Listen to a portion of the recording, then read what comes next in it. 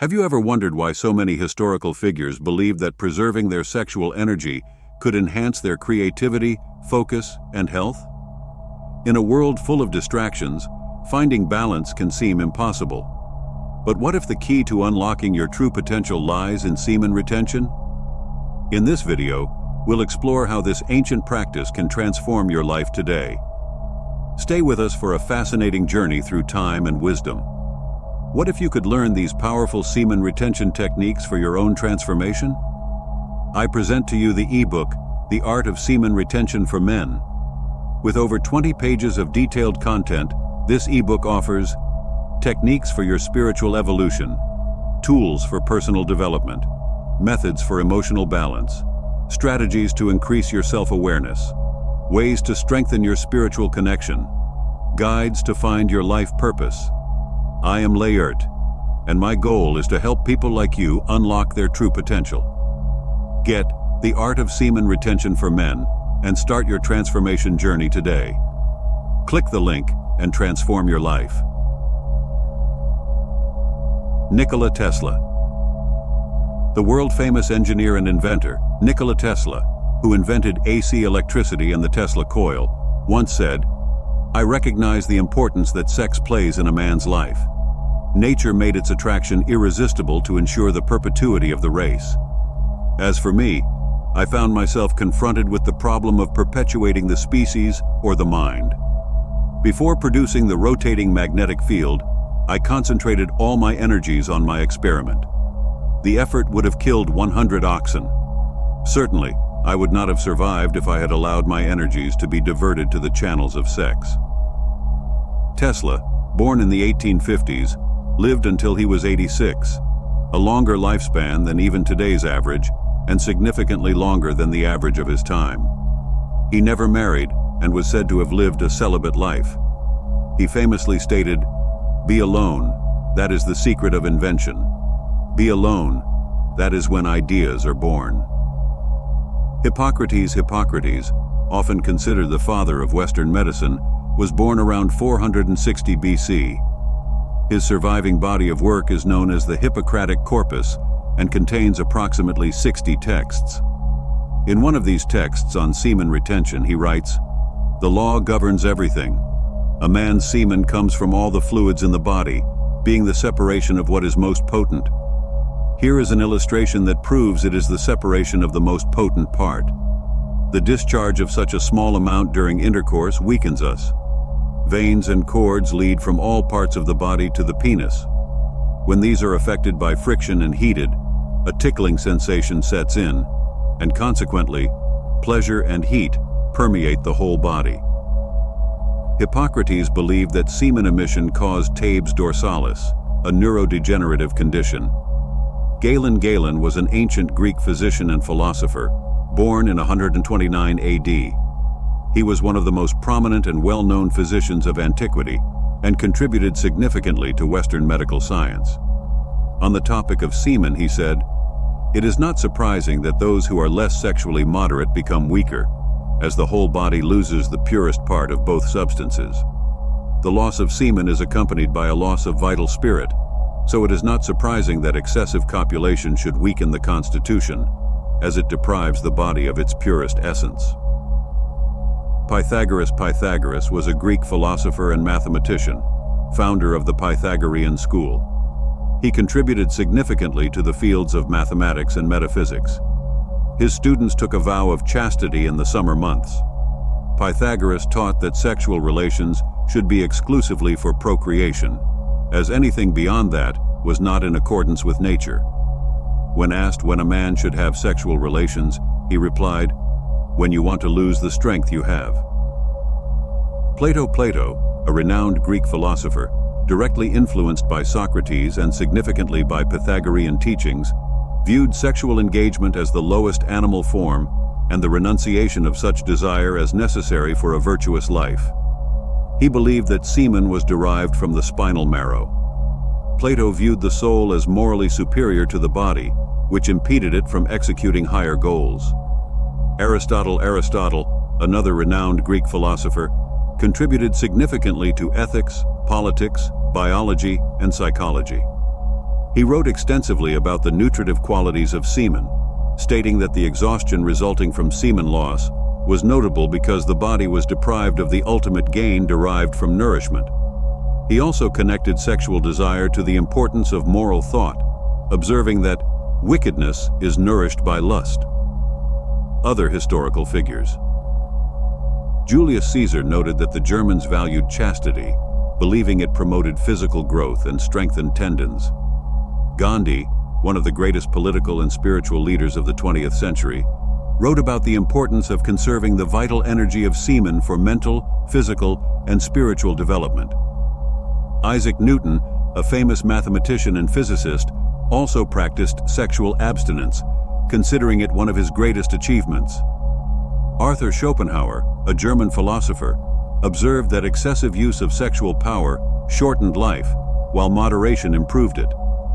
Swami Sivananda, a spiritual leader and yoga teacher, emphasized the importance of celibacy for spiritual progress, stating that semen is a living substance capable of creating a living body and therefore should not be wasted. Other notable contributors. St. Augustine of Hippo, the greatest Christian philosopher of antiquity, spoke about the dominating power of sexual pleasure and how it interrupted mental activity. Samuel Auguste Tissot, an 18th century physician, wrote about the harms of sexual abuse and masturbation. John Harvey Kellogg, inventor of Kellogg's cornflakes, was also a vocal advocate of sexual abstinence. Mark Twain, an American author, commented on the negative effects of masturbation. Friedrich Nietzsche, a German philosopher, observed that semen retention nourished the blood and stimulated power. Henry David Thoreau, an American essayist and philosopher, believed that sexual energy, when controlled, inspired and strengthened the individual. Bernard McFadden, a healthy living advocate, wrote about the evils of masturbation and its detrimental effects, especially during growth. He stated that the practice of self-pollution was one of the greatest sexual evils due to its impact on the young. Swami Sivananda.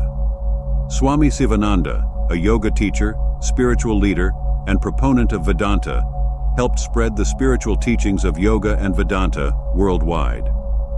On the topic of brahmacharya, Indian celibacy, he wrote, "Celibacy is to a yogi what electricity is to an electric lamp. Without celibacy, no spiritual progress is possible. It is a potent weapon and a shield to wage war against the internal forces of evil, such as lust, anger, and greed. It serves as a gateway to bliss beyond and opens the door to liberation. It contributes to perpetual joy and uninterrupted bliss. It is the only key to open the sushumna, the principle among the astral tubes in the human body, running within the spine, and to awaken the kundalini, the primordial cosmic energy located in the individual." St. Augustine of Hippo. St. Augustine, considered the greatest Christian philosopher of antiquity, had a profound influence on modern Christian thought. He wrote, "Lust not only takes possession of the whole body and the outer members, but also makes itself felt inside and moves the whole man with a passion in which mental emotion mingles with bodily appetite, so that the resulting pleasure is the greatest of all bodily pleasures. So possessive is this pleasure that, at the moment it is consummated, all mental activity is suspended." Samuel Auguste Tissot was one of the great 18th century physicians, known for his work on the effects of masturbation. He wrote, "The first harmful consequences for those who indulge in self-pollution are a considerable decrease in strength, a greater or lesser paleness, sometimes a slight but continuous jaundice, often pimples that appear and disappear, only to give way to new ones, constantly reproducing all over the face, especially on the forehead, temples, and around the nose. There is also noticeable thinness, surprising sensitivity to weather changes, especially cold, lassitude in the eyes, weakening of vision, and significant impairment of faculties, especially memory." Dr. John Harvey Kellogg. Dr. Kellogg, a physician, inventor, and father of Kellogg's cornflakes, was strongly against masturbation and a vocal advocate of sexual abstinence. He wrote, If the illicit commerce of the sexes is a heinous sin, self-pollution or masturbation is a crime doubly abominable. It is the most dangerous of all sexual abuses because it is the most widely practiced. The habit consists in any excitation of the genital organs produced in any way other than the natural one. Its frequent repetition fixes it in the victim with almost irresistible fascination. It may begin in the tenderest infancy and continue through life if no warning is given. The transgressor seems to instinctively know that he is committing a great wrong, for he carefully hides his practice from observation. In solitude, he pollutes himself, and with his own hand, ruins all his prospects for this world and the next. Mark Twain. Mark Twain, the celebrated American author who wrote The Adventures of Tom Sawyer and The Adventures of Huckleberry Finn, commented at a writers' convention in Paris in 1879 on the negative effects of masturbation. The results of the habit are loss of memory, loss of virility, loss of joy, and loss of offspring. Of all forms of sexual relations, this is the least recommended as entertainment. It is too brief as an occupation. It is too exhausting. As a public exhibition, there is no money in it. It is unsuitable for the drawing room and, in the most cultivated society, has long been banished from social intercourse. Friedrich Nietzsche, the German philosopher who wrote extensively in the late 19th century about philosophy, morality, poetry, and religion, observed, "The reabsorption of semen into the blood is the strongest nourishment and perhaps more than any other factor, stimulates the power, the restlessness of all forces to overcome resistance, the thirst for contradiction and resistance." The feeling of power reached its highest point in abstinent priests and hermits, for example, among the Brahmins. Henry David Thoreau, a 19th century American essayist, author, and philosopher, wrote about sexual energy. The generative energy, sexual energy, which when we dissipate makes us impure, but when we are continent, invigorates and inspires us. Chastity is the flowering of man, and what we call genius, heroism, holiness, and the like are but varied fruits that succeed it. Bernard McFadden, a renowned advocate of healthy living and father of the physical culture movement, wrote about the evils of masturbation. Masturbation, also known as self-pollution, is the greatest of all sexual evils, not only because of its widespread practice and opportunity for excesses, but especially because it usually causes damage during the growth period when the results of any sexual error or abuse are much more severe than they would be in adulthood. The habit is harmful at any age of life due to the exhaustion of the constitution and the weakening or exhaustion of the nerve centers it involves. It is truly an outrage to the body, to the extent that the effects are not only physical, but also moral or psychic. The mind and soul of the victim seem to be stained at the same time that the body is weakened and sexual power is impaired by this degrading practice. These historical figures illustrate the importance and benefits of semen retention, as well as the negative consequences of excessive sexual activity. The practice has been advocated throughout the ages as a way to preserve vital energy and promote physical, mental, and spiritual health. Alfred Kinsey. Alfred Kinsey, an American biologist and sexologist, conducted extensive studies on human sexual behavior in the 20th century. Although not a direct advocate of semen retention, he acknowledged the physiological and psychological impacts of excessive sexual behavior. His report suggested that a healthy balance in sexual activity is essential for overall well-being, highlighting the need for moderation. Nikola Tesla. Returning to Tesla, besides his already mentioned quote, he also believed that sexual abstinence allowed scientists and inventors to channel their energy into creativity and innovation. He claimed that many of his great inventions were possible due to his ability to focus completely without the distractions of sexual relationships. Sir Isaac Newton. Isaac Newton, in addition to his notable contributions to physics and mathematics, was known for his celibate lifestyle. Newton never married and is widely accepted to have died a virgin. He considered discipline and abstinence as essential components to achieving his scientific accomplishments, believing that diverted sexual energy could be utilized for intellectual and spiritual progress. Sigmund Freud. Sigmund Freud, the father of psychoanalysis, had a complex view of sexuality. He recognized the importance of the sexual drive, or libido, as a fundamental force in the human psyche. Although Freud did not promote semen retention like others mentioned, he believed that sublimation, or the redirection of sexual energy into creative and intellectual activities, was crucial for personal development and fulfillment. Mahatma Gandhi. In addition to the previously mentioned contributions, Gandhi practiced strict celibacy, known as brahmacharya, as a means of self-discipline and spiritual purification. He believed that sexual abstinence increased his moral and physical strength, enabling him to lead the Indian independence movement with greater focus and determination. Gandhi argued that sexual energy redirected to service and meditation resulted in a more balanced and fulfilling life. Leonardo da Vinci.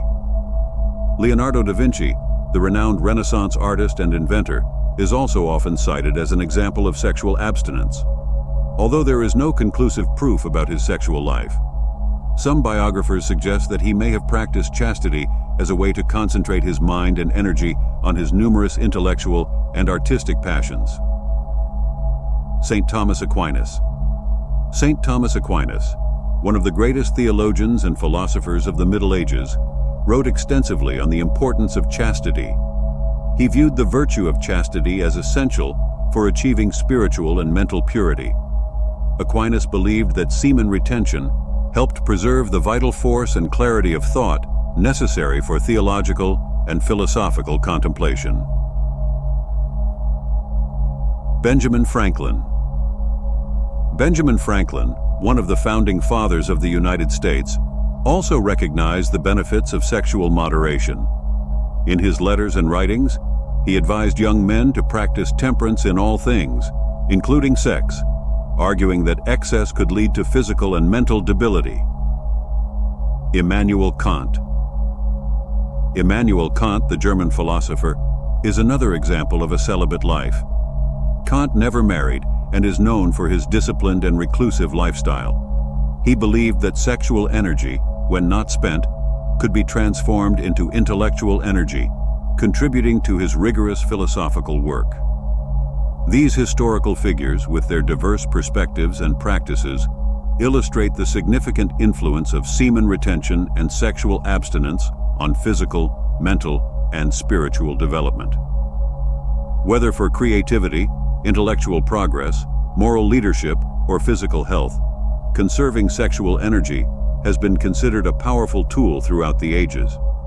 Have you ever felt exhausted, unfocused, or unmotivated? What if the solution to these problems lies in something as simple as semen retention?